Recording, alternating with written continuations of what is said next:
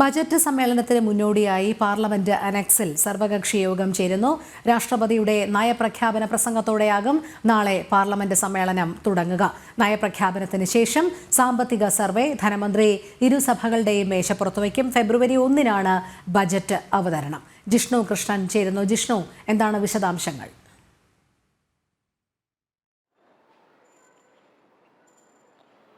രോഹിണി, നാളെ പാർലമെന്റിന്റെ ബജറ്റ് സമ്മേളനം ആരംഭിക്കാൻ പോവുകയാണ്. അതിന് മുൻപായാണ് ഇന്നിപ്പോൾ പാർലമെന്റിന്റെ അനക്സിൽ സഭാ കക്ഷി നേതാക്കളുടെ യോഗം, സർവകക്ഷി യോഗം വിളിച്ചു ചേർത്തിട്ടുള്ളത്.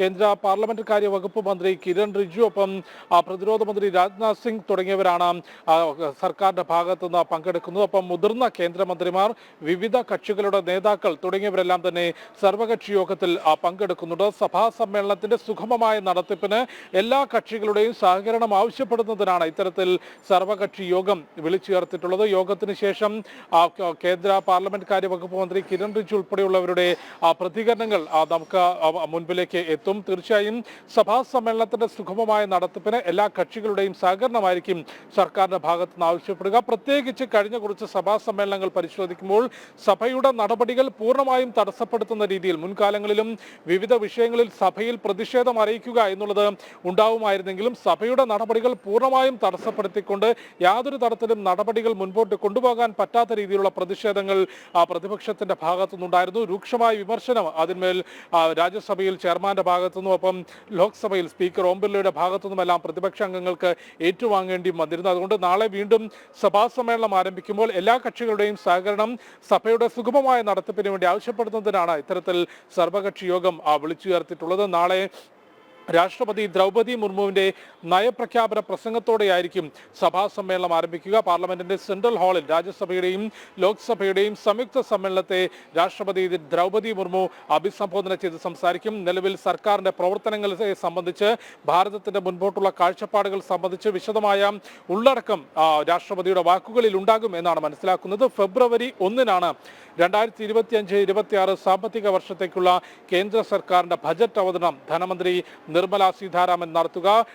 നിർമ്മല സീതാരാമൻ ബജറ്റ് അവതരിപ്പിക്കുമ്പോൾ തുടർച്ചയായി 8 വർഷം ബജറ്റ് അവതരിപ്പിച്ച ധനമന്ത്രി എന്ന പ്രത്യേക കൂടി ഈ നിർമ്മല സീതാരാമനെ തേടിയെത്തും എന്നുള്ളതാണ് മറ്റൊരു പ്രധാനപ്പെട്ട കാര്യം. ഒപ്പം എന്തെല്ലാം പ്രഖ്യാപനങ്ങൾ, ഏതെല്ലാം മേഖലയിലേക്ക് കൂടുതൽ സാമ്പത്തിക മാറ്റിയിരിപ്പ് ഈ വർഷത്തെ ബജറ്റിൽ ഉണ്ടാകും എന്നുള്ളത് ഭാരതം മുഴുവൻ കാത്തിരിക്കുകയാണ്. കാരണം മോദി സർക്കാരിന്റെ ഓരോ ബജറ്റ് അവതരണം പരിശോധിക്കുമ്പോൾ മുൻപുണ്ടായിരുന്ന തരത്തിൽ വമ്പൻ പ്രഖ്യാപനങ്ങൾക്കപ്പുറത്തേക്ക് നിലവിൽ നടപ്പാക്കുന്ന ജനക്ഷേമ വികസന പദ്ധതികളിലേക്ക് കൂടുതൽ സാമ്പത്തിക നീക്കിയിരിപ്പ് നടത്തിക്കൊണ്ടും പ്രതിരോധം, ഒപ്പം ബഹിരാകാശ മേഖലയിലെ പ്രവർത്തനങ്ങൾ, അടിസ്ഥാന സൗകര്യ വികസനം, ഇവയ്ക്കെല്ലാം വളരെ കൃത്യമായി പ്രാധാന്യം നൽകിക്കൊണ്ടുള്ള തുക മാറ്റിവെച്ചുകൊണ്ടുള്ള പ്രഖ്യാപനങ്ങളും നമുക്ക് ഓരോ ബജറ്റ് പരിശോധിക്കുമ്പോഴും മനസ്സിലാക്കാൻ സാധിക്കാറുണ്ട്. അത്തരത്തിൽ വിവിധ മേഖലകളിലേക്കുള്ള സാമ്പത്തിക നീക്കിയിരിപ്പ് എത്രത്തോളമാകും, എന്തെല്ലാമായിരിക്കും പുതിയ സാമ്പത്തിക നയം, ഒപ്പം പുതിയ പ്രഖ്യാപനങ്ങൾ എന്തൊക്കെ ഉണ്ടാകും എന്ന് രാജ്യം മുഴുവൻ കാത്തിരിക്കുകയാണ്. ഫെബ്രുവരി 1-നാണ് ധനമന്ത്രി നിർമ്മല സീതാരാമൻ അടുത്ത സാമ്പത്തിക വർഷത്തേക്കുള്ള കേന്ദ്ര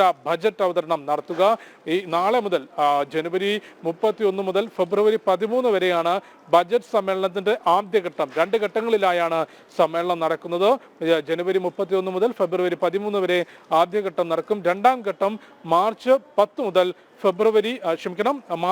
മുതൽ ഏപ്രിൽ 4 വരെ, അങ്ങനെ 2 ഘട്ടങ്ങളിലായാണ് ബജറ്റ് സമ്മേളനം ക്രമീകരിച്ചിട്ടുള്ളത്. 27 പ്രവൃത്തി ദിവസങ്ങൾ സഭയിൽ ലഭിക്കും. അതിന്റെ സഭാ നടപടികൾ നാളെ ആരംഭിക്കാനിരിക്കെയാണ് ഇന്നിപ്പോൾ ഡൽഹിയിൽ പാർലമെന്റ് അനക്സിൽ സർവകക്ഷി യോഗം വിളിച്ചു ചേർത്തിട്ടുള്ളത്. രോഹിണി.